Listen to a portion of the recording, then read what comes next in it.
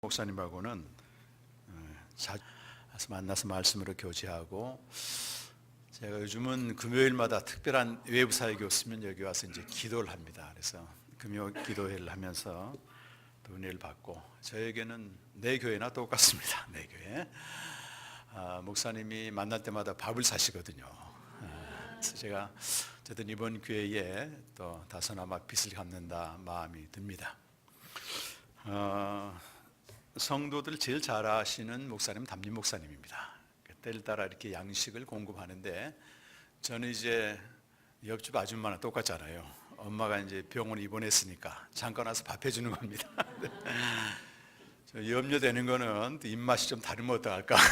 그렇고, 그러나 늘 목사님이 복음의 진리하는 경고에 서 계시고, 저도 복음을 전하고 있기 때문에 주님이 때에 맞게 은혜를 주실 줄로 믿습니다.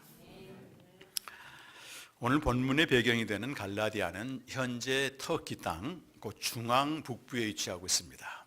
그래서 바울이 사도행전에 보면은 세 차례에 걸쳐서 전도 여행을 합니다. 1차 전도 여행 때 갈라디아를 방문해서 그곳에 교회를 세우게 됩니다.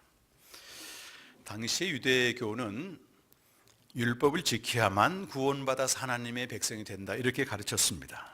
그러나 바울은 예수를 믿음으로써 누구든지 모든 죄가 용서되고 하나님의 백성이 된다, 이런 믿음으로 의롭게 되는 복음을 가르쳤죠. 이방 지역인 갈라디아 사람들은 이 바울의 복음을 듣고 하나님의 자녀가 되는 구원을 받습니다. 그리고 그들이 구원받을 때는 굉장히 열광적으로 복음을 받아들입니다. 바울에게는 그를 시험하는 육체에 굉장한 큰 가시가 있었던 것 같습니다. 그런데 그럼에도 불구하고 복음을 전해준 바울을 천사처럼, 또 예수님처럼 영접했다, 그렇게 표현하고 있습니다. 그런데 바울이 거기서 교회를 세우고 목회를 계속한 게 아니고 교회만 세워놓고 떠나는 것입니다. 그렇다고 특별하게 우리 김 목사님처럼 은혜로운 지도자가 있는 것도 아니고, 또한 갈라디아 교인들도 처음에 복음을 받아들였던 열광적인 분위기가 점점 지나게 됐습니다. 그러다 보니까 이제는 어떻게 믿어야 되는가 하는 문제가 생긴 거죠. 복음이면 충분하다. 그런데 또 현실은 그렇지가 않습니다. 예수를 믿으면 자유를 얻고 성령 인도함을 받는다, 이 말은 맞지만 말이죠, 자유의 범위가 어디까지인가, 마음대로 믿어도 되는가, 이런 또 의문이 생기고, 성령은 말 그대로 바람처럼 모호한 것입니다. 그렇게 애매모호한 가운데 있을 때 마침 유대 그리스도인들이 갈라디아에 도착합니다. 유대 그리스도인들은 유대인으로 있다가 예수를 믿은 사람들입니다. 이 사람들은 예수를 믿어도 유대인으로 살았던, 율법도 지키고 할례도 행하고 모든 의식을 행하는 사람입니다. 그런데 이방인 갈라디아 성도들이 볼 때 하나님을 믿는 데 있어서는 유대 그리스도인들이 대선배격이란 말입니다. 정통격 아니겠습니까? 그래서 구원받은 다음에 어떻게 살 것인가 나름대로 고민하고는 이들에게 정답을 주는 거예요. 여러분이 이제 예수를 믿었으면 하나님의 백성이 됐다, 그럼 우리처럼 율법도 지켜야 되고 할례도 행해야 되고 모든 의식을 지키라는 거예요. 열광적인 분위기도 식어지고, 또 특별한 지도자가 없는 터에 그들의 가르침에 신속하게 빠져들어갔습니다. 그런데 바울이 이 소식을 듣는 것입니다. 아마 에베소서에서 이 소식을 듣고 있다가 격노하게 됩니다. 갈라디아 1장 9절에 보게 되면 다른 복음을 전하는 그들에게 저주가 있을 것이다, 굉장히 책망을 하고 그렇습니다. 갈라디아서가 AD 53년에서 57년 사이에 기록해 있기 때문에 교회를 세운 지 4년 만에 이런 일이 생긴 것입니다. 바울에게 있어서 복음을 전하는 것은 치열한 전쟁입니다. 고린도서 4장 15절 보면 해산하며 나았다, 이렇게 표현하거든요. 여인이 해산하는 고통을 감수하면서 복음을 전하는 것입니다. 그런데 복음의 진리대로 살도록 가르치는 것도 치열한 전쟁이라는 거예요. 갈라디아 4장 19절 말씀을 한번 보시겠습니다. 나의 자녀들아 너희 속에, 앞에 띄어졌습니다. 시작. 나의 자녀들아 너희 속에 그리스도의 형상을 이루기까지 다시 너희를 위하여 해산하는 해산하는 수고를 수고. 분명히 구원받았지만 이제 구원받아서 복음의 진리대로 살게 하는 것도 해산하는 수고라고 하는 것입니다. 이건 바울의 고백뿐만 아니라 우리도 마찬가지입니다. 우리 예수를 믿고 교회에 나오게 되고 구원받은 것도 하나님의 은혜고, 그러나 더 치열한 전쟁은 복음의 진리대로 사는 것입니다. 여러분, 제가 얼마 전 신천지 예방 강의를 들었더니 한 달에 2,000명씩 지금 신천지로 빠져듭니다. 기존 교회에 다들 열심히 있는 사람들입니다. 문제는 복음의 진리대로 살지 않기 때문에 거기에 넘어가는 것입니다. 뭐 자화자찬은 아니지만 정말 김 목사님이 복음의 진리 안에서 성도들 이렇게 목양하는 건 너무 감사한 일입니다. 여러분, 가톨릭은 말이죠, 말씀이 하나입니다. 전 세계에 증거되는 말씀이 똑같습니다. 근데 개신교는 교단마다, 교파마다, 목사님마다 다 달라요, 내용이. 그래서 받은 은혜대로 전하거든요. 교회를 간다고 해서 다 복음의 진리대로 사는 거 아닙니다, 여러분. 감사하죠. 자, 바울이 갈라디아서에서 말하는 논지는 이것입니다. 구원은 율법을 지켜서 받는 것이 아니고 예수 그리스도를 믿음으로 받는다. 그리고 구원받은 이후의 삶도 율법을 지켜서 되는 것이 아니고 그리스도를 믿음으로 말미암아 된다. 구원받는 것도 믿음, 구원받은 이후의 삶도 믿음. 간단하지 않습니까, 여러분? 그런데 사실 간단한 게 아닙니다, 이게. 만일 여러분에게 예수 믿었으니 이제 마음껏 사십시오, 이 말이 말도 안 되지만 이것처럼 또 어려운 게 없어요. 뭐라도 기준이 있어야 될 거 아니겠습니까? 그런데 분명한 기준이 정해져 있지 않게 되면은 누군가를 따라서 믿게 됩니다. 그 교회 분위기에 또 따라서 믿게 되죠. 우리 구역장님은 뭐 새벽기도 한다, 또 뭐 성경을 읽는다, 또 성경을 몇 장씩 암송한다, 또 그렇게 열심히 봉사하다 보니까 집사도 되고 또 권사도 되고 장로도 되더라. 어떤 외형적인 행위를 따라서 하게 되는 것입니다. 그런 말이 있죠. 한국 교회는 3가지 잘하고 3가지 안 하면 좋은 신자다, 이런 말이 있습니다. 3가지 잘하는 게 뭘까요? 주일성수, 11조, 전도, 3가지 잘하고. 요즘 하나 붙어가지고 목사님 말씀 잘 듣고 이거더라고. 3가지 안 하는 거는 술, 담배, 제사 안 하는 거. 이거 3가지 안 하면 좋은 신자예요. 이런 거는 신앙이 제대로 들어가면 기본적으로 되는 것입니다. 평가 기준은 아니죠. 어떻게 은혜를 받고 자기 몸이 거룩한 성전인 줄 아는 사람이 연기를 뿜겠습니까, 거기에? 문제는 이렇게 겉으로 드러나는 어떤 행위적인 것으로 신앙의 척도를 삼는 데 있습니다. 그래서 바울이 이렇게 갈라디아 교인들에게 말합니다. 율법의 행위를 지키려면 하나만 지킬 게 아니고 다 지켜야 된다. 할례만 할 게 아니고 모든 율법을 다 지켜야 된다. 자, 그런데 그렇게 믿는 것은 율법을 다 지켜서 내가 의인으로 인정받으려고 하는 것으로서 예수 그리스도의 죽음을 아무 소용없게 만드는 불신앙이다, 이렇게 말합니다. 3절, 갈라디아서 5장 3절 4절 말씀을 함께 읽어보겠습니다. 3절 4절. 내가 할례를 받는 각 사람에게 다시 증언하노니 그는 율법 전체를 행할 의무를 가진 자라. 율법 안에서 의롭다함을 얻으려 하는 너희는 그리스도에게서 끊어지고 은혜에서 떨어진 자로다. 보세요, 은혜에서 떨어진 자다. 상당히 역설적이죠. 보통 우리가 은혜에서 떨어졌다 그러면 어떻게, 무엇을 말하고 있습니까? 율법 행위를 하다 안 하면 은혜에 떨어졌다, 그렇게 말합니다. 주일 성수하다가 안 하면 집사님 은혜 떨어졌나 봐. 또 좀 교회 모임에 제대로 참석 안 하면 요즘 집사님 안 보이는 것 보니까 은혜 떨어졌나 봐, 이렇게 표현들 하지 않습니까? 그런데 바울은 정반대로 말합니다. 우리가 무슨 율법을 행해서 이만하면 되었지, 이게 바로 은혜에서 떨어진다는 겁니다. 한번 생각을 해보세요, 여러분. 우리가 무언가 행위를 많이 해서 이만하면 주님이 기뻐하겠지, 그러면서 그 주님이 기뻐하게 차면서도 동시에 자기도 있습니다. 이만하면 됐어. 그런 사람들은 그리스도가 그를 위해서 주고 주신 구속의 은혜를 철저히 외면하게 되는 것입니다. 그리스도의 죽음을 무효케 만든다고 하는 거죠. 그런데 이 말씀을 잘못 오해하면 신앙의 행위 자체를 무시하는 것으로 들립니다. 이것은 믿음과 행위의 문제예요.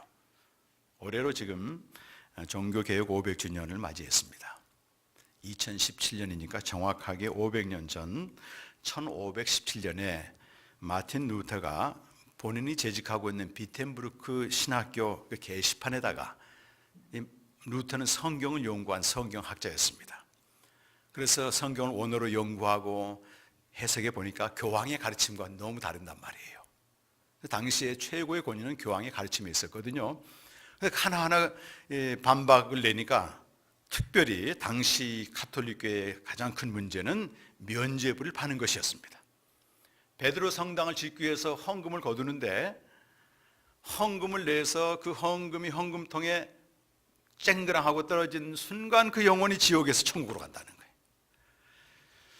말이 돼야 안 돼요? 여러분은 복음의 진리를 알기 때문에 안 된다고 하지만은, 당시에 성경도 없고 오직 교황의 가르침만이 절대 진리로 믿는 그들에게는 그대로 통용되는 것입니다. 성경이 없었습니다. 당시에는 번역된 성경도 없었습니다. 라틴어로 그대로 그냥 주절주절 읽는 거예요. 무슨 암호처럼. 우리가 지금 성경을 가지고 있다고 하는 것은 종교개혁이 주는 최고의 선물입니다, 여러분. 우리가 말씀 읽기 때문에 말씀을 읽고 묵상하면 성령께서 깨닫게 하셔서 진리를 보게 하시잖아요, 여러분. 그래서 이 말이 안 되죠. 헌금함에 헌금이 뚝 떨어지면 그 영혼이 천국 간다. 지금은 아니잖아요. 당시에는 이게 통용했단 말입니다.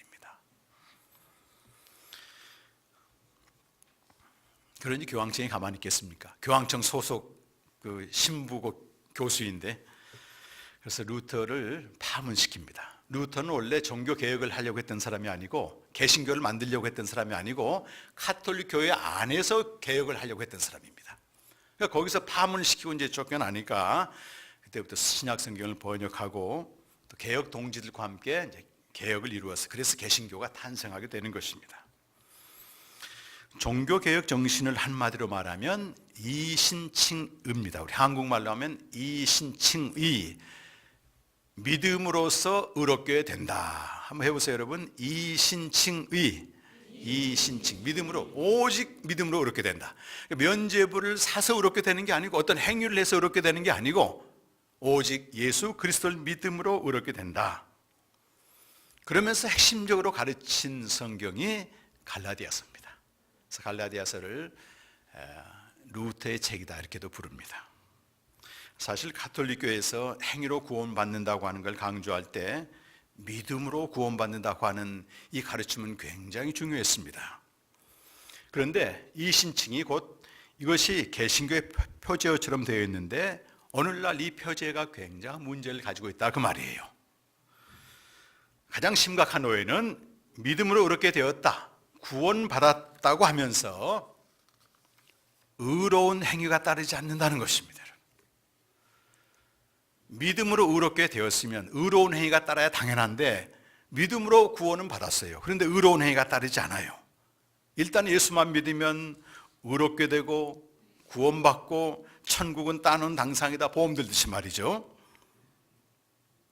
그렇게 되면 제대로 살지 못해도 극단적인 이야기지만 어떻게 살든 구원받는다는 이야기가 되는 것입니다. 이것은 종교개혁 당시 면죄부만 사면 천국 간다, 이와 똑같이 구원의 확신을 붙들고 있으면 천국 간다, 이거나 똑같은 것입니다. 제 은사이기도 하고, 우리 훌레신학교 김세영 교수님은 세계적인 신학자이십니다. 이분이 이제 은퇴를 한 다음에 한국교회 때문에 많은 고민하고, 그러면서 왜 한국교회가 양적으로 많이 부흥됐는데 거기에 합당한 삶이 따르지 않는가. 교회를 통해서 세상이 변화되어야 되는데 도리어 교회가 세상의 지탄을 받고 심지어 세상의 영향을 받고 있다. 왜 이런 일이 벌어지는가? 그것을 우리 김세영 교수님은 칭의론을 오해한 데서 비롯되었다 이렇게 말합니다. 칭의론이 의롭게 된다고 하는 구원론이죠. 그런데 한국교회가 구원파는 이단으로 정죄합니다. 구원파의 특징은 구원받으면 그걸로 끝이다. 심지어는 회개하지 않아도 된다 이렇게 가르친단 말이에요. 천국 간다. 그렇게 구원파는 이단으로 정죄하면서 많은 목사님들이 구원파식으로 복음을 가르친다고 말하는 것입니다. 전도를 이렇게 해요. 예수를 믿으면 죄 사함 받습니다. 의롭게 되었습니다. 이제 천국 갑니다. 거기까지만 가르친다는 거예요. 물론 목사님들이 아무렇게나 살아도 됩니다, 이 말은 안 합니다. 근데 거기까지만 가르치게 되면 듣는 사람 입장에서는 이제 아무렇게나 살면 안 되지, 예수 믿었으니까 제대로 살아야지 하지만 그 반대로 그렇게 못 살아도 괜찮아, 이게 들어가는 거예요. 구원의 확신이 있잖아, 이렇단 말입니다. 얼마 전 전도에 열심인 그 집사님을 제가 만나게 됐습니다. 이 집사님의 여동생이 캐나다에서 사역자예요.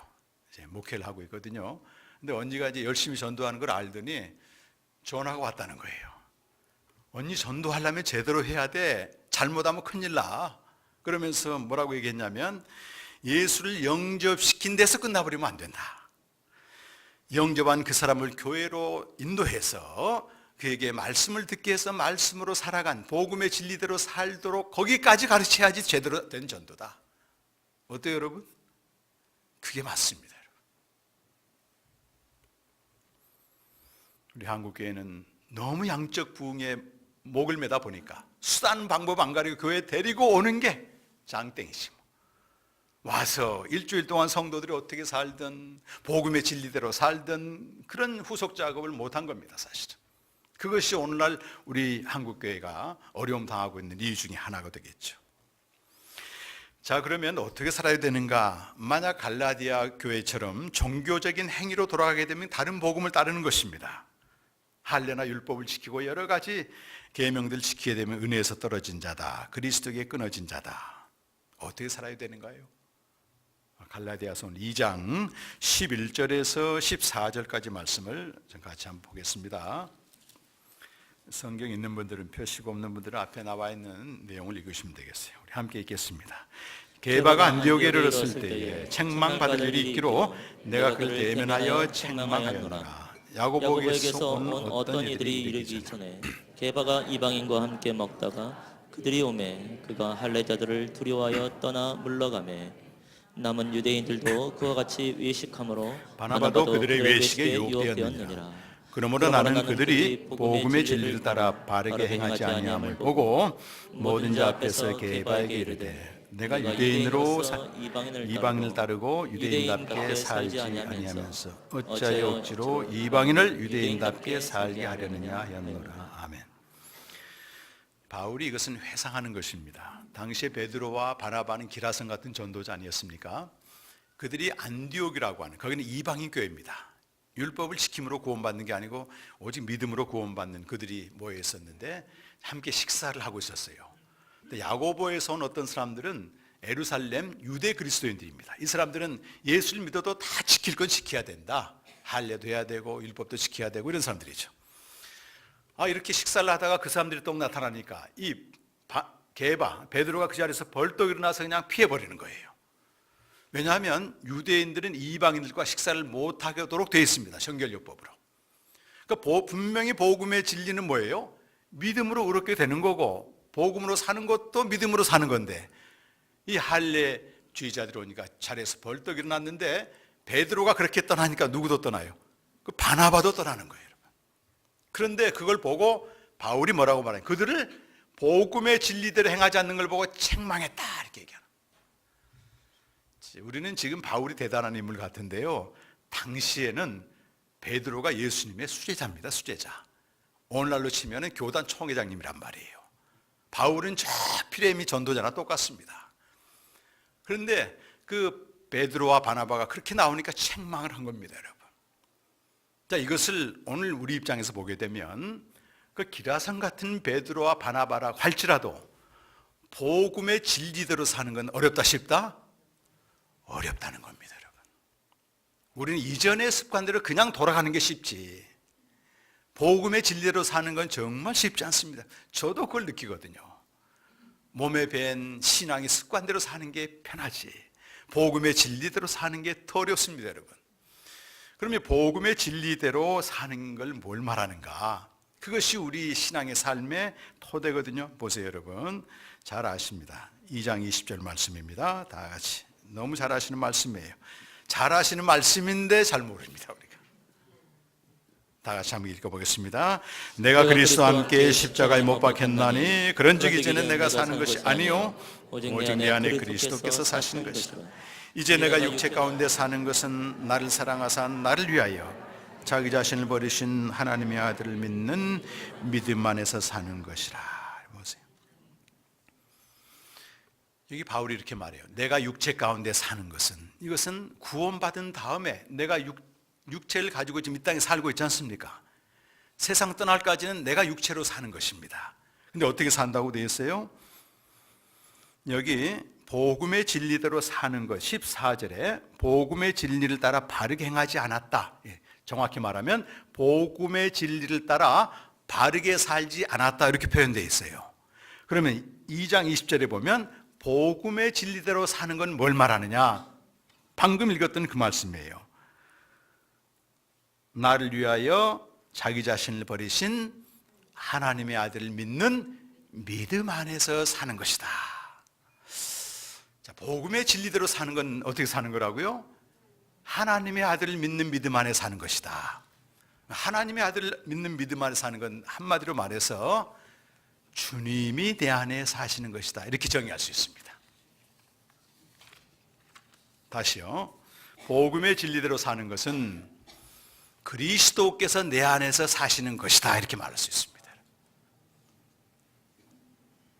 자, 그리스도께서 내 안에 살 때 어떤 일이 벌어집니까? 오늘 설교 말씀인데 5장 6절 말씀을 같이 한번 읽어보겠습니다. 5장 6절 시작. 그리스도 예수 안에서는 할례나 무할례나 효력이 없으되 사랑으로서 역사하는 믿음뿐이니라. 보세요, 여러분. 사랑으로 역사한다, 그 말은 정확히 번역하면 사랑으로 나타나는 믿음밖에 없다, 이렇게 말하는 거예요. 우리가 그리스도 안에서 산다는 것은, 그리스도께서 내 안에 산다는 것은 할례나 무할례 여러 가지 종교 행위들은 아무런 효력이 없다는 거예요. 내게서 사랑이 나타나느냐 나타나지 않느냐, 그것만이 중요하다. 우리가 교회 봉사하고 헌신하고 이런 예배 참석, 이걸 무시하는 게 아니라 그 말이에요. 그것이 그리스도 안에 사는 증거가 아니라 그 말입니다, 여러분. 그리스도 밖에 살아도 얼마든지 종교 행위를 통해서 그런 수많은 행위를 하면서 자기를 높일 수 있습니다, 여러분. 사랑으로 나타나는 것만이 그리스도 안에 사는 증거라고 하는 것입니다.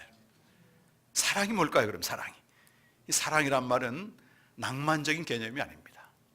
성경의 언어는 성경으로 해석해야 됩니다. 고린도전서 13장 4절에서 7절까지는 사랑에 대한 정확한 정의가 나옵니다. 그것도 잘 아시는 말씀이지만 다시 한번 여러분 읽어보시겠습니다. 사랑은 오래 참고, 사랑은 온유하며, 시기하지 아니하며, 사랑은 자랑하지 아니하며, 교만하지 아니하며, 무례히 행하지 아니하며, 자기의 유익을 유익을 구하지 구하지 아니하며, 아니하며, 성내지 아니하며, 악한 것을 생각하지 아니하며, 불의를 기뻐하지 아니하며, 진리와 함께 기뻐하고, 모든 것을 참으며, 모든 것을 믿으며, 모든 것을 바라며, 모든 것을 견디느니라. 이 사랑은 주님 안에 거할 때만 나타난다고 말씀드렸습니다. 여기 사랑은 이 말 대신에 주님이란 말 넣어보세요, 여러분. 주님은 오래 참으시고, 주님은 온유하시며, 주님은 시기하지 아니하시며, 자랑하지 아니하시며, 교만히 행치 무례히 행치 아니하시고, 자기 유익을 쭉 맞죠? 거기다 여러분의 이름을 넣어보세요. 나는 한번 넣어보세요. 나는 하고 반대로 읽으면 잘 어울립니다. 나는 오래 참지 못하며, 나는 온유하지 못하며, 나는 시기하며, 나는 무례히 행하며, 나는 자기의 유익 나밖에 모르며, 그대로 맞습니다, 여러분. 저만 맞나요? 우리 인간의 본성은 사랑을 만들어낼 수 있는 가능성이 0%입니다, 0%. 바리새인들이 이걸 오해한 겁니다, 여러분. 바리새인들이 예수님께 나와서 무엇이 제일 큰 계명입니까 했을 때 마음을 다하고 뜻을 다하고 힘을 다하여 하나님을 사랑하고 이웃을 사랑하는 것입니다. 예수님 뭐라고 말씀하세요? 그 말은 옳다. 근데 네가 하나님의 나라에서는 멀다 이렇게 말하는 거예요. 아무리 알고 있어도 우리는 사랑을 만들어낼 수 있는 자원이 하나도 없습니다, 여러분. 사랑을 할 수 없는 내가 어떻게 그러면 이 사랑으로 나타나는 믿음이 가능한가? 말씀드렸잖아요. 주님 안에 거할 때. 자, 구체적으로 어떻게 주님 안에 거하는지 갈라디아서 5장 16절 말씀을 같이 읽어보십니다. 시작. 내가 이르노니 너희는 성령을 따라 행하라. 그리하면 육체의 성령을 따라 행하는 것과 육체의 욕심을 이루는 것이 지금 서로 대립하고 있는 거잖아요. 성령을 따라 행할 때 22절과 23절 말씀 다 함께 시작. 오직 성령의 열매는 사랑과 희락과 화평과 오래 참음과 자비와 양선과 충성과 온유와 절제니 이 같은 것을 금지할 법이 없느니라. 여러분 아까 고린도전서 13장 4절에서 7절까지는 교회 안에서 하나님이 받은 은사를 활용할 때 요구되는 사랑입니다. 우리 몸을 불사르게 내어주고 천사의 말을 하고 모든 시과 비밀을 알아도 이런 사랑으로 행하지 않으면 아무 소용이 없다고 하는 것입니다. 사람들은 그 외형만 보기 때문에 저 사람 신앙 좋다 하지만 하나님 보실 때는 아무것도 아니라고. 갈라디아서 5장 22절과 23절의 사랑은 우리가 나타나는 믿음의 참 열매를 말하는 것입니다. 그런데 5장 22절에 오직 성령의 열매는 특이한 것 말이죠. 19절과 비교가 되는데 육체의 일들은 분명하니 복수로 되어 있어요. 15가지가 나오죠. 그런데 여기 5장 22절에 성령의 열매는 열매가 단수로 되어 있습니다. 단수. 열매들은 이게 아니고. 그럼 열매가 누굴 말한단 말입니까, 여러분? 내 안에 사시는 주님, 내가 주님 안에 살 때 그 주님이 맺게 하신 열매는 이런 사랑과 희락과 화평 9가지 열매가 나타난다는 것입니다. 어떤 건 있다 어떤 건 없다 그게 아니고 이게 동시적으로 나타난다고 하는 것입니다. 그래요? 여러분 주님이 사랑은 있지만 화평은 없고 그런 분입니까? 동시에 나타나는 것입니다. 그래서 5장 24절 말씀 보면 이 육체의 소욕을 어떻게 처리하는가 함께 읽겠습니다. 그리스도 예수의 사람들은 육체와 함께 그 정과 탐심을 십자가에 못 박았느니라. 아까 사랑을 쭉 읽으실 때 날을 넣었잖아요. 안 어울리지 않습니까? 그런 날을 어떻게 하라는 거예요? 수시로 십자가에 못 박을 때 성령께서 나를 지배하셔서 주님이 내 안에서 살도록 한다는 것입니다. 그때 나타나는 것은 사랑이라고 하는 것입니다. 이번 추석 때 여러분 믿지 않는 형제도 만날 것이고 믿지 않는 이웃도 만날 것입니다. 우리가 믿는 걸 그분들이 대강 아시잖아요. 또 믿는 가족끼리도 있지만은 우리가 믿음의 증거를 뭘로 보여주시겠습니까, 여러분? 그 만나서 예수 믿어 안 믿으면 지옥 가? 그러지 마세요, 여러분. 내가 믿음이 있는 증거는 주님이 나를 사랑하셨듯이 아무 자격 없고 세상 가운데 빠져있던 나를 사랑하시고 자기 목숨을 내어주셨듯이 섬기는 것입니다, 여러분. 그래서 고린도후서 4장 5절 보면 내가 전파하는 건 예수의 주 되심과 주를 위하여 내가 너희의 종 되는 것을 전파하노라. 사랑의 종이 되어서 섬길 때 우리 안에 있는 믿음이 그들에게 증거되는 것입니다, 여러분. 그것에 하나님의 통치가 있게 되는 것이죠, 여러분.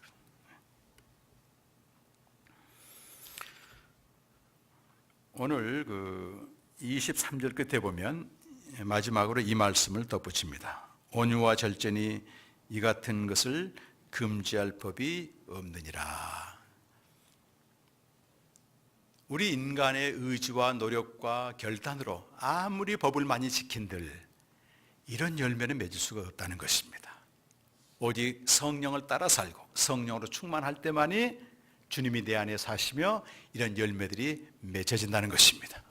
제가 이번에 4번 말씀을 위임받았는데 다음 주에는 어떻게 하면 성령으로 충만하여서 이런 열매를 맺어갈까, 그에 대한 말씀을 계속해서 나누도록 하겠습니다. 그럼 기도하실 때 정말 내게는 사랑이 전혀 없습니다. 정직하게 고백해야 됩니다. 만들어낼 수 없어요. 내가 결심한다고 되는 게 아닙니다. 가능한 것은 그런 내가 십자가에 못 박고 주님이 내 안에서 사실 때만 가능합니다. 여러분 기도하실 때 한 주간 동안 주님이 내 안에 살아주시길 원합니다. 내가 늘 십자가에 못 박히고 주님이 내 안에 살기 원해서 참 믿음의 증거인 사랑이 나를 통해서 나타나게 하여 주시옵소서. 다 같이 한번 기도하겠습니다. 하나님 아버지, 은혜와 사랑을 감사합니다. 사랑하는 성도들에게 하나님 복음의 진리로 사는 것이 무엇인지 다시 한번 아버지 나눴습니다. 하나님, 날마다 내가 주 안에 그리스도 안에 사는 것, 할례나 무할례는 아무 효력이 없으니 오직 사랑으로 나타나는 믿음만이 참된 신앙의 징표임을 알게 해주시고, 우리 귀한 본교 성도들이 날마다 주님 앞에 내가 죽고 그리스도로 사는 역사에 주시고 간절히 주님 주시옵소서. 하나님 아버지, 저희들 믿음으로 말미암아 의롭게 되어서 하나님의 백성 되게 하심을 감사합니다. 이제 주님 오시는 그날까지 믿음으로 살아야 될진데 이것이 바로 치열한 전쟁임을 각성하게 하여 주시옵소서. 복음의 진리대로 행하지 않으면 언제든지 넘어지는 자가 됨을 기억하게 하여 주시고, 복음의 진리로 사는 것은 그리스도께서 내 안에 사는 것임을 다시 한번 깨닫게 하여 주시옵소서. 그때 나타나는 것은 사랑인 줄로 믿습니다. 오래 참고 온유하고 시기하지 않으며 무례히 행치 아니하며 나의 유익을 구하지 아니하고 진리 안에서 기뻐하고, 이 모든 사랑의 내용들이 주님이 내 안에 사심으로 나타나게 하여 주시옵소서. 날마다 내가 그리스도와 함께 십자가에 죽고 주님이 내 안에 사심으로만 가능합니다. 우리는 어떠한 경우도 이 사랑을 만들어낼 수가 없음을 알게 해 주시고, 우리 노력이나 의지를 포기하고 내가 십자가에 못 박고 주님이 내 안에 사심으로, 특별히 이번 추석에 많은 사람들을 만날 때 내가 참된 믿음이 있는 증거를 나타내 볼 수 있는 우리 모든 성도들 되게 하여 주시옵소서. 예수님의 이름으로 간절히 기도하옵나이다.